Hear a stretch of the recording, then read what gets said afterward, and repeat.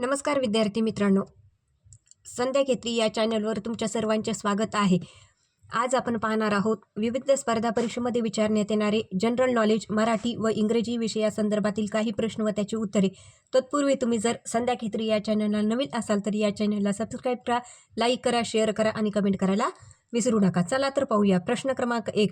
1774 मध्ये कलकत्ता येथे सर्वोच्च न्यायालयाची स्थापना कोणत्या कायद्याने झाली? बघा, 1774 मध्ये कलकत्ता येथे सर्वोच्च न्यायालयाची स्थापना कोणत्या कायद्याने झाली? तर ती कोणत्या कायद्याने झालेली आहे? जे की सर्वात महत्त्वाचा कायदा मानला जातो, रेग्युलेटिंग ॲक्ट 1773. पर्याय क्रमांक 1.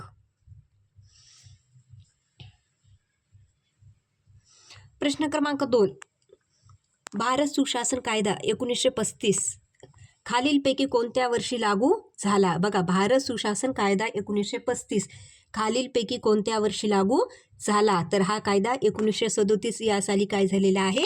लागू झालेला आहे. पर्याय क्रमांक 3. 1937. प्रश्न क्रमांक 3. खालीलपैकी सर्वाधिक तालुके असणाऱ्या जिल्ह्याचा गट ओळखा. बघा, खालीलपैकी सर्वाधिक तालुके असणाऱ्या जिल्ह्यांचा गट ओळखा. असा कोणते सर्वाधिक तालुके असणारे जिल्हे कोणते आहेत? तर कोणते आहेत? नांदेड व यवतमाळ. नांदेड व यवतमाळ या जिल्ह्यामध्ये सर्वाधिक तालुके आहेत. पर्याय क्रमांक 1. नांदेड व यवतमाळ. प्रश्न क्रमांक 4. खालीलपैकी कोणत्या देशाची भारताला सर्वाधिक सीमा लागलेली आहे? बघा, हा प्रश्न बऱ्याच परीक्षेमध्ये विचारलेला आहे.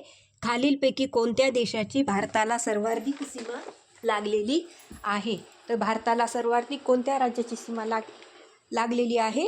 तर भारताला सर्वाधिक सीमा लागलेली कोणत्या देशाची लागलेली आहे? तर ती बांगलादेशची लागलेली आहे. पर्याय क्रमांक 2. बांगलादेश. प्रश्न क्रमांक 5. भारताचे 26वे मुख्य निवडणूक आयुक्त म्हणून खालीलपैकी कोणाची नियुक्ती करण्यात आली आहे? बघा, भारताचे 26वे मुख्य निवडणूक आयुक्त म्हणून खालीलपैकी कोणाची नियुक्ती करण्यात आलेली आहे? तर ती कोणाची नियुक्ती करण्यात आलेली आहे?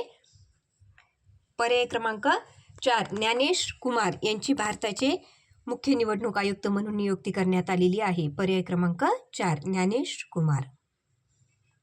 प्रश्न क्रमांक 6. दास कॅपिटल या ग्रंथाचे लेखक कोण आहेत? बघा, दास कॅपिटल हा बी प्रश्न बऱ्याच परीक्षेमध्ये विचारलेला आहे. या ग्रंथाचे लेखक कोण आहेत? तर या ग्रंथाचे लेखक हे कार्ल मार्क्स आहेत. पर्याय क्रमांक 3. Karl Marx. प्रश्न क्रमांक 7. स्टेट बँक ऑफ इंडियाची परदेशात पहिली शाखा कुठे सुरू झाली? बघा, स्टेट बँक ऑफ इंडियाची परदेशात सुरू झालेली शाखा कुठे सुरू झाली? तर ती कुठे झालेली आहे? कोलंबो, श्रीलंका. पर्याय क्रमांक 1. कोलंबो, श्रीलंका. प्रश्न क्रमांक 8. मानवी शरीरातील सर्वात मोठी ग्रंथी कोणती? हा पण प्रश्न बऱ्याच परीक्षेमध्ये विचारलेला आहे. बघा, मानवी शरीरातील सर्वाधिक मोठी ग्रंथी कोणती आहे? तर ती यकृत ही काय आहे? मानवी शरीरातील सर्वाधिक मोठी ग्रंथी आहे. प्रश्न क्रमांक 9. उत्तर महाराष्ट्रातील थंड हवेचे ठिकाण खालीलपैकी कोणते आहे? बघा, उत्तर महाराष्ट्रातील थंड हवेचे ठिकाण खालीलपैकी कोणते आहे? तर उत्तर महाराष्ट्रातील थंड हवेचे ठिकाण हे तोरणमाळ हे आहे. पर्याय क्रमांक 3. तोरणमाळ.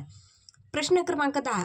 1935 मध्ये स्थापन करण्यात आलेल्या भारताच्या रिझर्व्ह बँकेचे राष्ट्रीयकरण खालीलपैकी कोणत्या वर्षी करण्यात आले आहे? बघा, 1935 मध्ये स्थापन करण्यात आलेल्या भारताच्या रिझर्व्ह बँकेचे राष्ट्रीयकरण खालीलपैकी कोणत्या वर्षी करण्यात आलेले आहे? तर ते 1949 करण्यात आलेले आहे. पर्याय क्रमांक 1. 1949.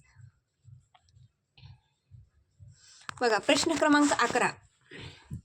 28 डिसेंबर 1885 मध्ये राष्ट्रीय सभेचे पहिले अधिवेशन डॅश डॅश येथे भरले होते. हा पण प्रश्न खूप परीक्षेमध्ये विचारण्यात आलेला आहे. बघा, 28 डिसेंबर 1885 मध्ये राष्ट्रीय सभेचे पहिले अधिवेशन डॅश डॅश या ठिकाणी भरले होते. तर ते कोणत्या ठिकाणी भरले होते?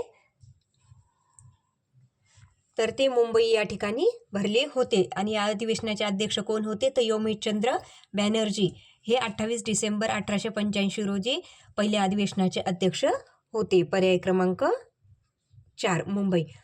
प्रश्न क्रमांक 12. औद्योगिक क्रांती डॅश डॅशमध्ये सुरू झाली आणि नंतर टप्प्याटप्प्याने पाश्चिमात्य जगात पसरली गेली. बघा, औद्योगिक क्रांती प्रथम कुठे सुरू झाली व नंतर ती पाश्चिमात्य देशात पसरली गेली.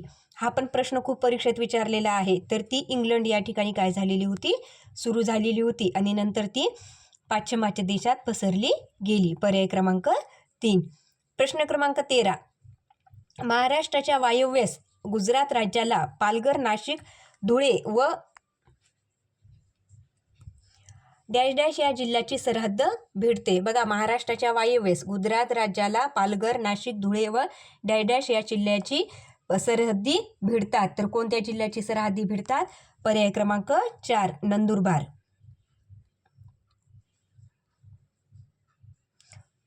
प्रश्न क्रमांक 14. व्हर्नाक्युलर प्रेस ॲक्ट 1878 लागू झाल्यानंतर 1878 मध्ये खालीलपैकी कोणत्या बंगाली वृत्तपत्राचे माध्यम बदलून इंग्रजी केले गेले? बघा, व्हर्नाक्युलर प्रेस ॲक्ट 1878 लागू झाल्यानंतर 1878 मध्ये खालीलपैकी कोणत्या बंगाली वृत्तपत्राचे माध्यम बदलून इंग्रजी केले गेले? तर ते कोणत्या वृत्तपत्राचे बदलून केले गेले? पर्याय क्रमांक 2 अमृत बाजार पत्रिका. प्रश्न क्रमांक 15. ब्रिटिश राजवटीत लाला हरदयाळ टिंबटिंबशी संबंधित होते. बघा, ब्रिटिश राजवटी दरम्यान लाला हरदयाळ हे डॅश डॅशशी संबंधित होते. तर ते कशाशी संबंधित होते? Hindustan Republic association. पर्याय क्रमांक 3. प्रश्न क्रमांक 16.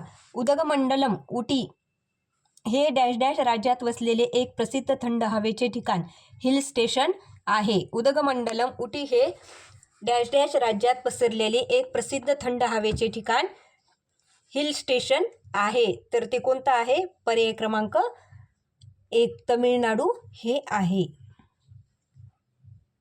प्रश्न क्रमांक 17. नर्मदेचे खोरे डॅश डॅश यांच्या दरम्यान आहे. बघा, नर्मदा जी नदी आहे तिचे खोरे डॅश डॅश यांच्या दरम्यान आहे. तर ते सातपुड्या आणि विद्या या पर्वतरांगाच्या दरम्यान आहे. पर्याय क्रमांक 1.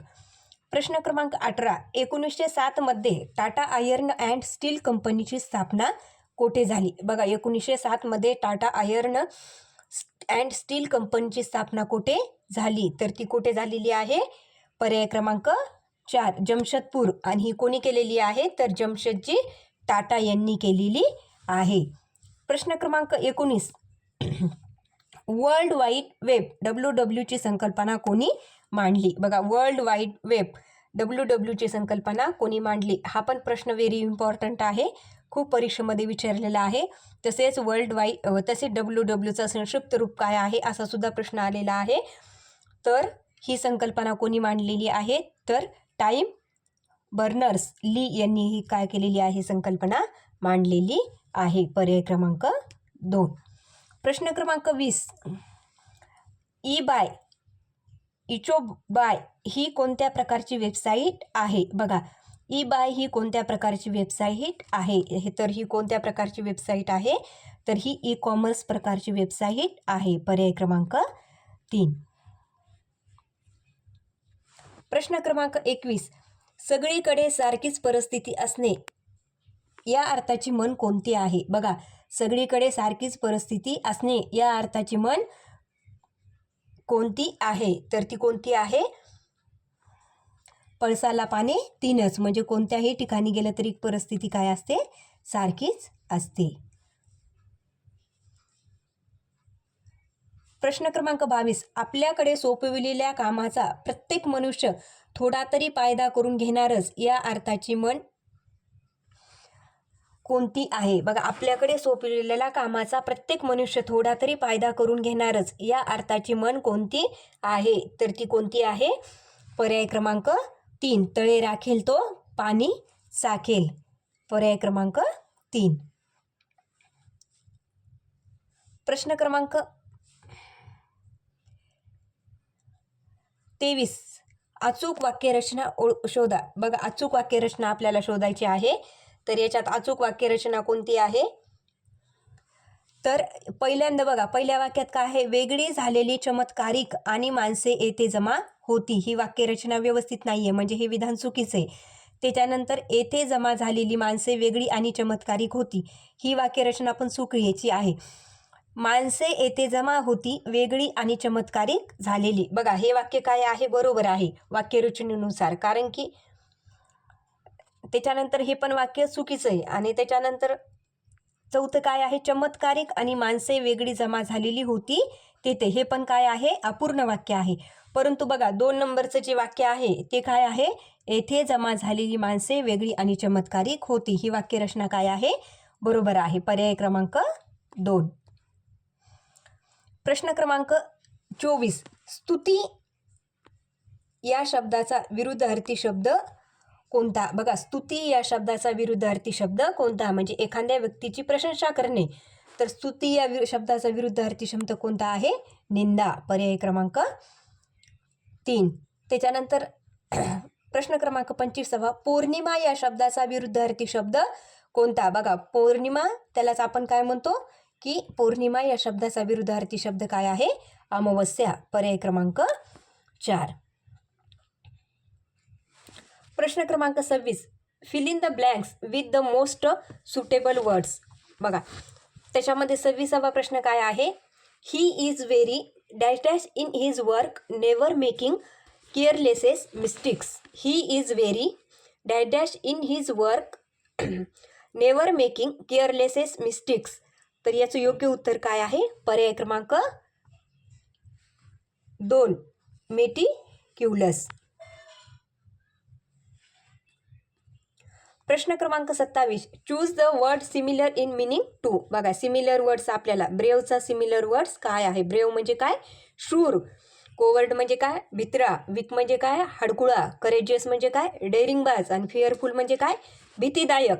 तर ब्रेव या शब्दाचा पर्यायवाची शब्द काय आहे? म्हणजे सिमिलर वर्ड्स काय आहे? करेजियस म्हणजेच डेअरिंगबाज. ऑप्शन क्रमांक 2. त्याच्यानंतर बघा प्रश्न क्रमांक 28. Choose the word opposite in meaning to. बघा या शब्दाचा आपल्याला अपोजिट मिनिंग म्हणजेच विरुद्धार्थी शब्द ओळखायचा. एक्सपांड म्हणजेच काय? तर प्रसरण पावणे. बघा इनलार्ज, त्याच्यानंतर स्ट्रेच आणि त्याच्यानंतर ग्रो आणि कॉन्ट्रॅक्ट. तर एक्सपांड या शब्दाचा म्हणजेच प्रसरण पावणे या शब्दाचा अपोजिट वर्ड्स कोणता आहे? तर तो ग्रो. म्हणजेच काय होतंय की हा काय आहे? एक्सपांड या शब्दाचा अपोजिट वर्ड्स आहे. पर्याय क्रमांक 3.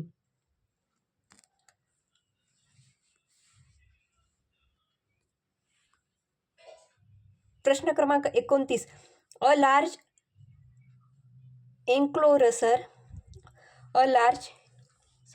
enclosure for confining birds often found in a zoos or a wildlife reserves.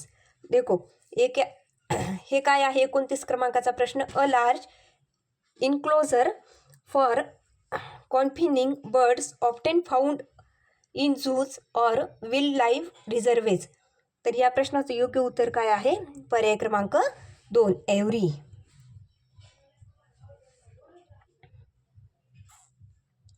प्रश्न क्रमांक 30. Choose the correctly spelled word. बघा आपल्याला हे का नाही करेक्टली स्पेल्ड वर्ड कोणता आहे? कोणत्या शब्दातील स्पेलिंग ही काय आहे? एकदम तंतोतंत एकदम करेक्टली आहे ते ओळखायचे. तर याच्यामध्ये कोणतं करेक्टली आहे? एक ॲक्विटन्स. पर्याय ऑप्शन क्रमांक 3. विद्यार्थी मित्रांनो, अशाच नवनवीन व्हिडिओसाठी संध्या खेत्री या चॅनलला सबस्क्राईब करा, लाईक करा, शेअर करा आणि कमेंट करायला विसरू नका. थँक्यू.